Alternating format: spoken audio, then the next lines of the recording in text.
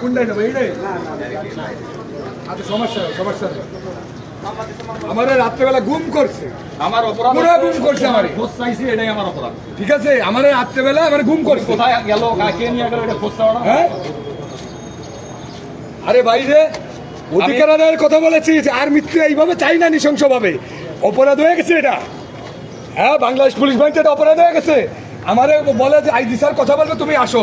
আমার যাই আমার ফোন নিয়ে আমার রুমের মধ্যে তালা মারে, আমার সারা রাত বলে আমি চিল্লাইছি, আমার রুম খোলে না। আমি কোথায় আছি, কি আছি, কারা তালা মারলো আমি এটাও জানি না। কি রে ভাই, পুলিশের চাকরি করে তুই পুলিশটাই গুম করে দিচ্ছিস।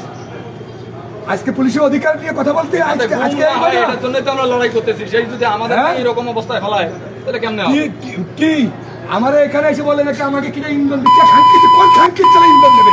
কে কথা বলছে আমাদের পক্ষে? আমরা নিজেরাই কথা বলছি পুলিশের পক্ষে।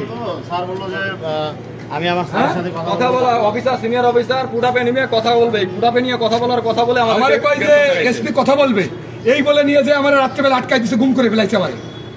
কি রে ভাই, ডিপার্টমেন্টে চাকরি করি, এখনো যাই না, আমাকে রেখে গেছে, তোরা এখনো গুম করবি? তোরা এখন আর কত গুম করতে চাস তোরা?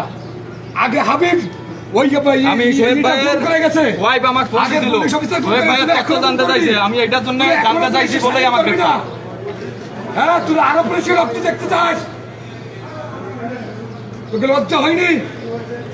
হ্যাঁ, এত এত রক্ত রাস্তায় দিল নৃশংসভাবে নিরপরাধ পুলিশ, তোরা আরো চাস? তোরা র্যাঙ্ক নিয়ে খবরে যাবি, তোরা আরো চাস? আরে ভালো দেবে, মারবে, পিটবে, যা কিছু করুক, সমস্যা নাই আমার।